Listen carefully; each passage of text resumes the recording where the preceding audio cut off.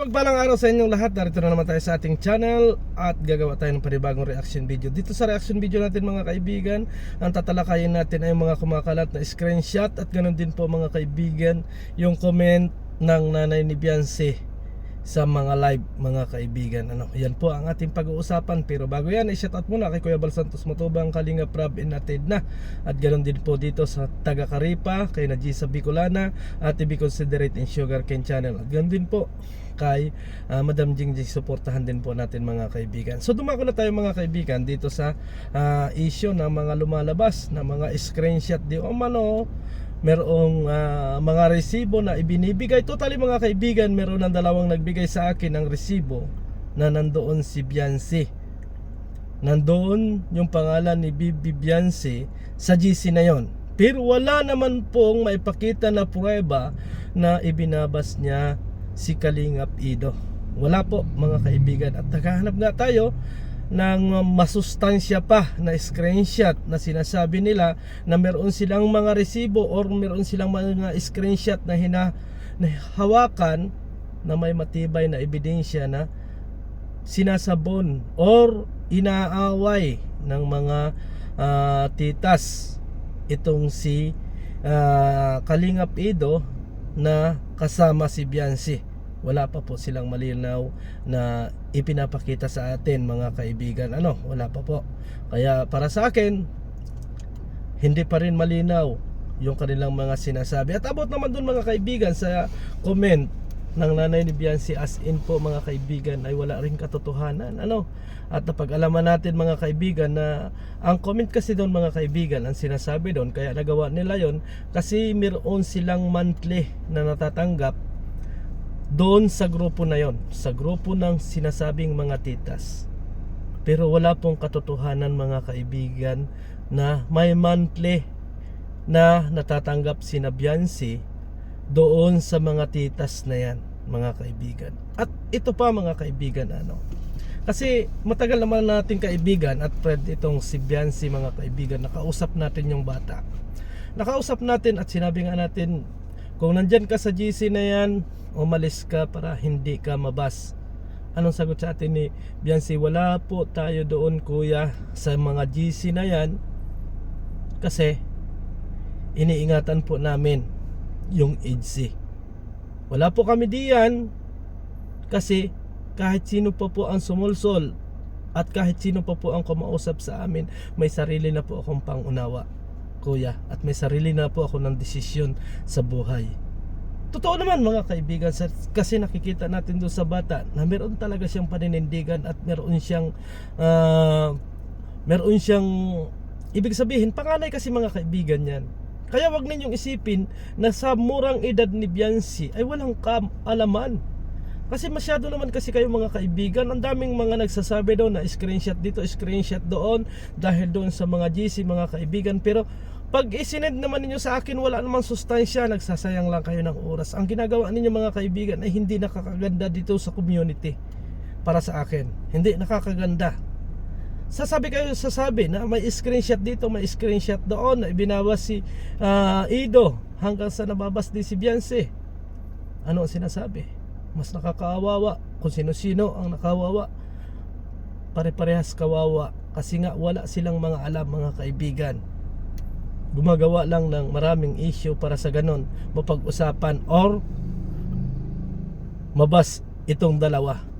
Kaya narito tayo mga kaibigan, wala tayong papanigan do sa mga titas ba yan or kung saan pa man mga area na yan mga kaibigan, wala tayong papanigan.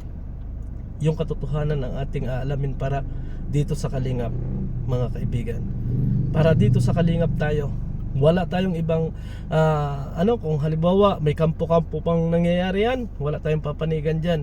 Basta nandun tayo sa roles ng Kalingap mga kaibigan. At alam yan ni Beyonce mga kaibigan. Kaya huwag kayong mag-alala. At doon sa mga basher ni Beyonce, huwag naman ganun sobra. Ganon din po kay Kalingap Ido. Kasi alam ko na yung strategy nyo mga kaibigan.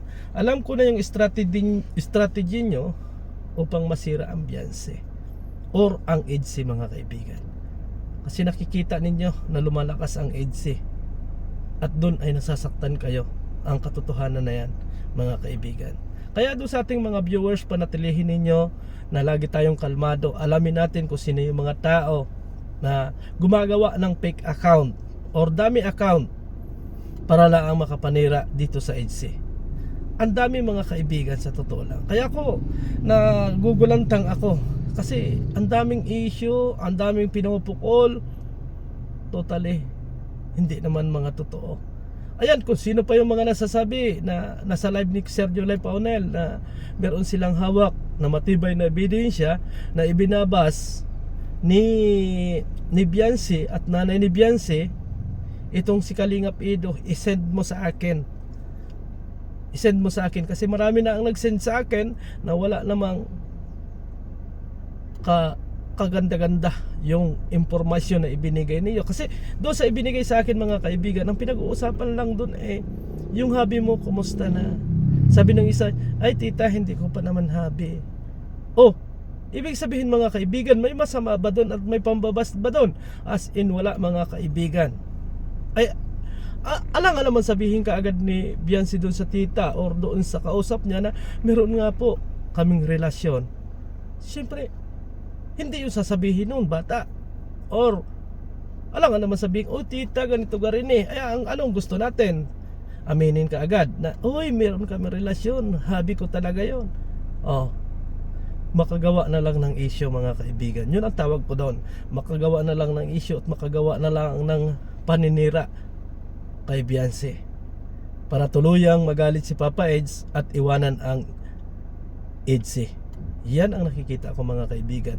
Dahil yan ang nakikita natin na gusto nilang gawin para sa ganon masira. Kasi nakikita nila tumataas, dumadami ang views, di ba? At nakukuha ni Biancy na maraming achievement na nagagawa or marami achievement na ibinibigay ang Kalingap dito kay Biancy. Oh, di ba? Kaya mga kaibigan, sana naman doon sa mga basher, mag-isip naman kayo yung tama lang ang gawin ninyo. Huwag doon sa issue kayo ng issue na wala namang kabuluhan. Ay, palagay na natin nasa GC. At sinabi naman sa akin ng bata, nasa GC ako kuya. Nasa GC ako. Pero yung GC po na yon ay yung GC kung saan nagkaroon ng event. Ibig sabihin noon pa mga kaibigan. Paglilinaw lang ito mga kaibigan kasi maraming nagsasabi na nasa GC itong si Biancy. Wala po mga kaibigan. Pati nanay ni Biancy, ibinabas na ninyo, lahat ay kinagagalitan ninyo. Marami rin ang sinasabi ninyo na ganito garin may income, may kumikita ng pera, as in wala pong katotohanan mga kaibigan. Wala pong katotohanan. At yan mga kaibigan ay aalamin ni Kuya Bal Santos Matubang. Hindi lang ngayon kasi busy pa si Kuya Bal Santos Matubang, pero darating din po ang time na malalaman din ni Kuya Bal Santos Matubang ang katotohanan na yan. Kaya wag po muna kayong masyadong mambas dyan. Wag kayong masyadong mapanghusga kasi baka balang araw ay kayo ang mahusgahan. Ako narito ako mga kaibigan para sa ganon malamin natin ang lahat. Marami ang kumausap sa atin, tumawag sa atin na wala namang sustansya mga kaibigan yung ibinabato ninyo para dito kay do sa mag-ina. At wala rin kayong ipinapakita sa akin na ibinabas ng mag-ina si Papa Eds. Kasi kung mangyayari yun mga kaibigan na may ipinakita sila na pureba na ibinabas ng mag-ina si Papa Eds, ay pagsasabihan ko si Biancy mga kaibigan. Pero wala po akong nakikitang sustansya doon sa inyong mga sinabi at doon sa mga screenshot na ibinigay ninyo sa akin na nanggaling di umano sa GC. Pero isang tao lang naman ang nakikita ko doon kausap. Hindi naman totally GC yun mga kaibigan. Isang tao lang ang kausap. Ibig sabihin mga kaibigan, gumagawa na lang ng paraan para sa ganon masira talaga. Kaya mga kaibigan, mga kalingap, antabayan na natin ito. Protektahan natin ang EDSA protektahan natin si Papa Eds at ganoon din si Biancy, mga kaibigan. Kasi kung ang proteksyonan lang natin, mga kaibigan, ay si Papa Eds or si Biancy, as in hindi maganda, mga kaibigan. Kasi ang mangyayari nun, ibinabas natin si Papa Eds kung tayo ay panig kay Bibi Biancy.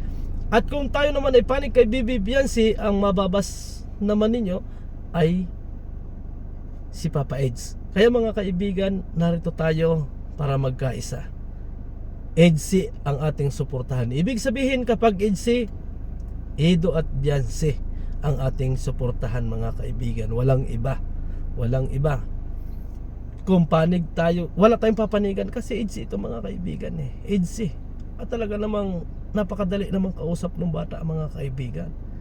Kung kayo may mga tanong, kung kayo may mga pwede niyo iparating sa akin, mga kaibigan, para malaman or alamin natin ang katotohanan. Hindi yung ipupus ka agad ninyo sa social media para lang masira itong bata at masira din si Papa Eds, mga kaibigan. Kasi ang dami ninyong sinasabi, ang dami ninyong kuro-kuro dyan, mga kaibigan, pero walang katotohanan or walang ebidensyang ipakita. May ebidensyang ipinakita, kaso wala namang sustansya, mga kaibigan. Paano tayo nito tataba yung inyong ginagawa na issue kung ang inyong isinesend sa akin ay napakapayak or walang kasustansya na mga screenshot. So maraming salamat at sana magkaisa tayong lahat. God bless and protect to all Kalingap. Bye bye.